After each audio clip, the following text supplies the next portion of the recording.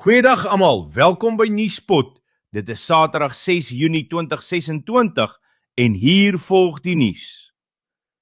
Regter Mbuyiseni Madlanga het die valke-offisiere Gavin Jacob en Kwazikwake Sibiya direk daarvan beskuldig dat hulle hul weergawe oor die berging van 541 kg se kokain by die Isipingo polisiestasie in Junie 2021 oopgemaak het.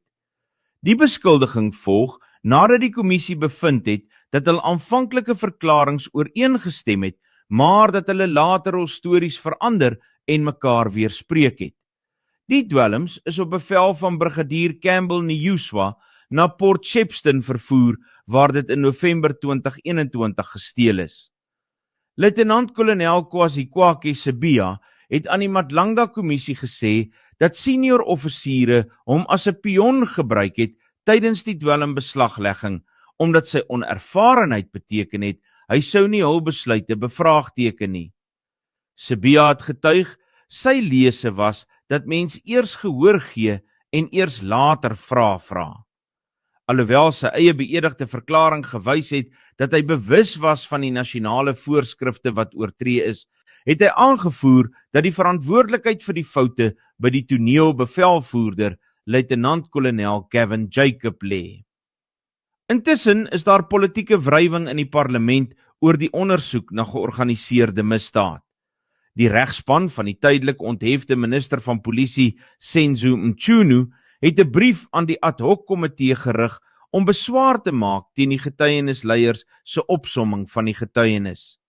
Die getuienisleiers, onder leiding van advokaat Norman Arendse, senior advokaat, het bevind dat Mchunu moontlik die parlement mislei het oor sy konsultasies met president Cyril Ramaphosa rakende die ontbinding van die taakspan vir politieke moorde op Oujaarsaand 2024. Die Suid-Afrikaanse Polisiediens het 9 polisieoffisiere geskort wat op die boerevalueringskomitee gedien het, wat die omstrede Medicare 24 tender van R360 miljoen geëvalueer het. Die nasionale polisiewoordvoerder, brigadier Atlenda Mate, het bevestig die skorsings is hangende die uitkoms van dissiplinêre en verwante ondersoeke na die tender, wat met Vusimusi Matlala verbind word. 'n Interne audit het bevind die kontrak vir gesondheidsdienste aan die 180.000 polisiepersoneellede moes nooit in Junie 2024 toegeken gewees het nie, en dat R18.5 miljoen reeds onreëlmatig uitbetaal is. Die Wynberg Girls High School is Vrydagoggend ontruim nadat die skool kort voor 10:00 'n telefoniese bomdreigement ontvang het. Die woordvoerder van die Wes-Kaapse Onderwysdepartement, Bronna Hammond, het bevestig die oproep is om 9:43 ontvang, waarna die polisie se bomverwydering en hondeeenheid die perseel deursoek en voor die middaguur veilig verklaar het. Die skoolhoof, Dr. Jennifer Wallis, het in 'n omsendbrief gesê dat eksamens ten tye van die ontruiming aan die gang was en dat 'n graad 11 wiskunde vraestel weens die ontwrigting volgende week herskryf sal word. Die Ekurhuleni Metro sukkel om sy voorgestelde begroting van R71 miljard vir die 2026-2027 boekjaar goedgekeur te kry, nadat opposisiepartye soos die Demokratiese Alliansie, die EFF en die Vryheidsfront Plus dit afgekeur het. Jongizise Dlabati, die burgemeesterskomiteelid vir finansies en ANC streeksekretaris, het die partye daarvan beskuldig dat hulle in 'n verkiesingsjaar politiek speel ten koste van die inwoners. Die Demokratiese Alliansie het egter aangevoer, hulle het teen die begroting gestem, omdat die voorgestelde tariefverhogings, insluitend 'n 15% verhoging in elektrisiteit, platsak inwoners in finansiële wanhoop sou dompel. Terwyl Jean Kriek van die Vryheidsfront Plus gesê het, hulle sal enige proses teenstaan wat bloot meer birokrasie skep. In nog 'n munisipale drama in die moederstad het die polisie se handelsmisdaadeenheid beslag gelê op 21 selfone, 9 skootrekenaars en dokumentasie tydens klopjagte op verskeie huise en 'n munisipale kantoor in Kaapstad. Die klopjagte, wat ook die huis van Siseko Mbandezi, burgemeesterskomitee-lid vir finansies ingesluit het, hou verband met 'n ondersoek na tenderbedrog met die CCC Maintenance and Services kontrak. Die eienaar van hierdie maatskappy, die 56-jarige Sean Roos, is vroeër vanjaar in hegtenis geneem nadat hy na bewering probeer het om die munisipale bestuurder, Lungelo Mbandazayo, met R4 miljoen om te koop. Die Oeverstrand munisipaliteit het aangekondig dat sowat 90% van die meer as 400 ontheemde buitelandse burgers wat tans in munisipale sale gehuisves word, onwettig is.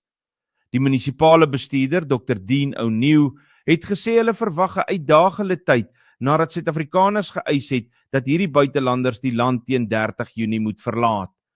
Die ontheemdes, wat hoofsaaklik burgers van Malawi en Mosambiek is, word tans in gemeenskapsale in Kleinmond, Stanford en Gansbaai gehuisves, waar gesondheidsbeamptes bekommerd is oor 'n uitbreking van diarree-verwante siektes. Die lyke van 2 mans is Vrydag gevind nadat hulle deur vloedwater meegesleer is by Waboomskraal buite George en by 'n bergoord naby Oudtshoorn. Dit volg nadat meer as 200 mm reën in die tuinroete en sentraal Karoo geval het en 21 skole weens onbegaanbare paaie gesluit moes word. Die aspirant monnik Said Basanda, wat beskuldig word van die moord op 3 priesters by 'n klooster naby Cullinan, beweer dat hy eintlik self 'n slagoffer van 'n aanval was en dat sy medebeskuldigde, Vader Samuel Ava Marcos, een van die aanvallers was. Basanda se regsverteenwoordiger, advokaat Katlego Machego, het hierdie beweringe in die Hooggeregshof in Pretoria gemaak, waar albei beskuldigdes skuld ontken het op die moord op Vader Takla Musa, wat 64 jaar oud was, as ook priesters Mina Ava Marcos van 40 en Justus Ava Marcos van 43. Die slagoffers van die Egiptiese Kopties-Ortodokse Kerk is op 12 Maart 2024 herhaaldelik met messe gesteek en 'n lyke is die volgende oggend deur werkers gevind. In die Wes-Kaapse platteland saai 'n gewapende bende paniek onder inwoners. Binne 8 dae is 3 gesinne in die Kaapse Wynland-omgewing deur 'n bende met klapmisse vasgebind, in kamers toegesluit en van hul besittings beroof. Die jongste voorval het Woensdag aand om 9:10 op 'n plaas in Bonniemeel, Stellenbosch plaasgevind, waar 4 mans met pangas 'n egpaar beroof het, terwyl soortgelyke rooftogte ook in Agterparel en Vlottenburg aangemeld is.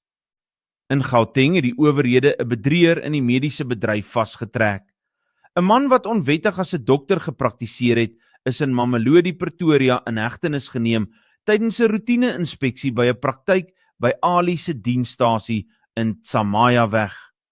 Volgens die Raad op Gesondheidsberoepe van Suid-Afrika se woordvoerder, Priscilla Sekonyana, het die man homself valslik voorgestel as 'n geregistreerde praktisyn onder die naam van Dr. Mushito Nyange, vir wie hy as 'n plaasvervanger gewerk het. 2 voormalige polisieoffisiere wat tot 17 jaar tronkstraf gevonnis is vir die aanvaarding van 'n omkoopgeld van R21.000, het 'n aansoek ingedien om teen hul skuldigbevindings te appeleer. Sersant Bonginkosi Dlamini, voorheen van die KwaZulu-Natalse taakspan vir politieke moorde, en luitenant-kolonel Kepu Ndlovu, 'n voormalige polisiewoordvoerder, het hul dokumente by die Pinetown streekhof ingedien teen Landros Muntukayise Kumalo se uitspraak. Hulle is gevonnis nadat hulle geld van Sibongile Ndlovu aanvaar het om die moordsaak teen Felokwake Ndlovu, wat lewenslang gekry het vir die moord op die ANC takleier Thulani Nxumalo in 2018 te saboteer. In Kaapstad is daar 'n uitgerekte stryd tussen gemeenskapsleiers en 'n plaaslike raadslid. Verskeie belastingbetalersverenigings in Kaapstad het die Demokratiese Alliansie raadslid Caroline Franklin daarvan beskuldig dat sy burgerlike aktivisme ondermyn deur die hitsmerk Despite CTCRA op sosiale media te gebruik. Die 5 verenigings van die suidelike voorstede het in 'n brief aan Franklin gesê, sy probeer die Kaapstad se kollektiewe belastingbetalersvereniging in 'n swak lig stel, nadat die Hooggeregshof in die Wes-Kaap die stad se vaste diensheffings vir water en sanitasie onwettig verklaar het. Inwoners en motoriste in die noordoostelike dele van die Oos-Kaap is gewaarsku om gereed te maak vir swaar sneeuval en ysige toestande op die paaie. Inwoners van Ekhepeni, voorheen bekend as Barkley East, het Vrydagoggend wakker geword met sneeu in hul tuine en op paaie. Die Suid-Afrikaanse Weerdiens het 'n geel vlak 2 waarskuwing uitgereik en gesê 'n afgesnyde laagdrukstelsel sal ligte sneeu en gevaarlike rytoestande in die Senqu, Ilundini en Sakisizwe munisipaliteite veroorsaak. Internasionale nuus. Mali se regerende militêre junta het 'n beloning van 3,5 miljoen Amerikaanse dollar beskikbaar gestel vir inligting wat lei tot die inhegtenisneming of dood van Iyad Aghali. Ghali is die leier van die Sahel-tak van die terreurgroep Al-Qaeda, bekend as Jamaat Nusrat al-Islam wal-Muslimin, wat in April 'n groot offensief saam met Tuareg-rebelle geloods het. Hierdie aanvalle teen die Mali-regering was die grootste in meer as 'n dekade en het verskeie mense gedood, insluitend die minister van verdediging Sadio Kamara. Ghali, 'n voormalige Maliaanse diplomaat en Tuareg-rebel, word ook deur die Verenigde State van Amerika en die internasionale strafhof gesoek. In ander internasionale nuus het die Oekraïense president Volodymyr Zelensky in 'n oop brief 'n persoonlike ontmoeting met die Russiese president Vladimir Putin voorgestel om die oorlog te beëindig.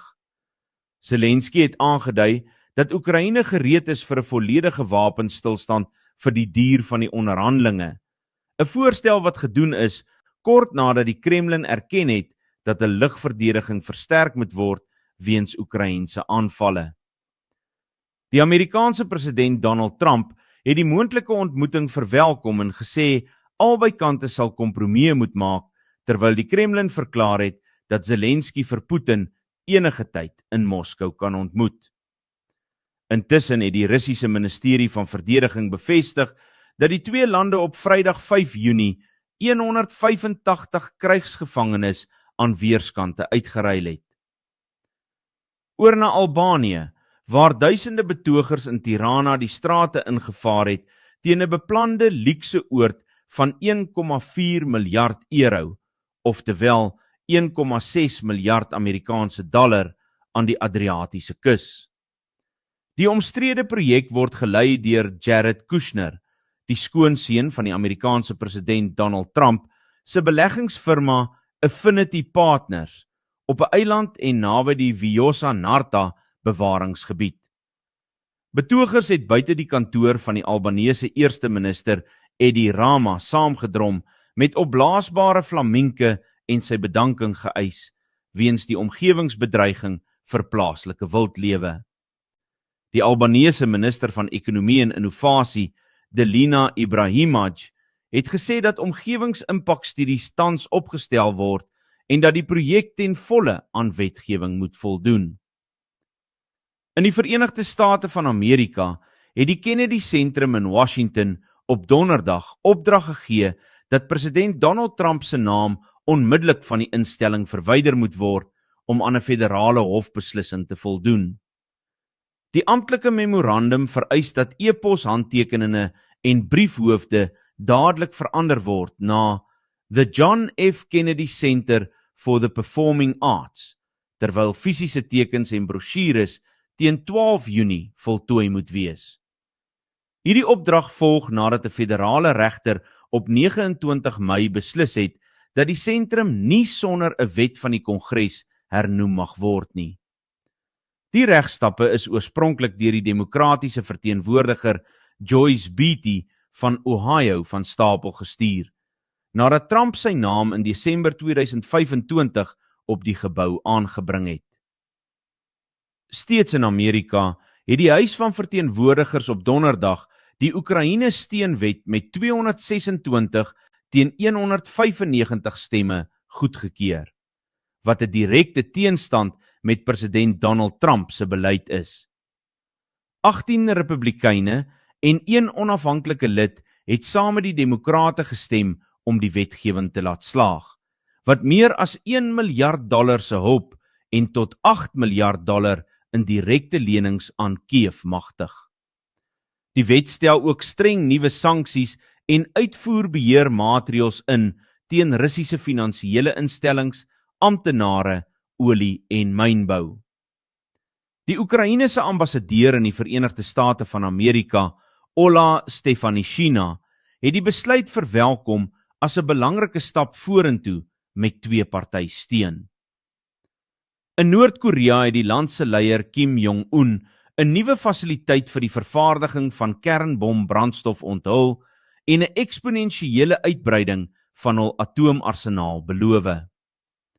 Tydens 'n besoek aan die aanleg op Donderdag het Kim verklaar dat die produksiekapasiteit vir wapengraad kernmateriaal meer as verdubbel het vergeleke met 5 jaar gelede. In Nepal is 'n ervare bergklimgids wat vir 6 dae op berg Everest vermis was en as doodgevrees is, lewend gevind nadat hy self na die basiskamp teruggekruip het.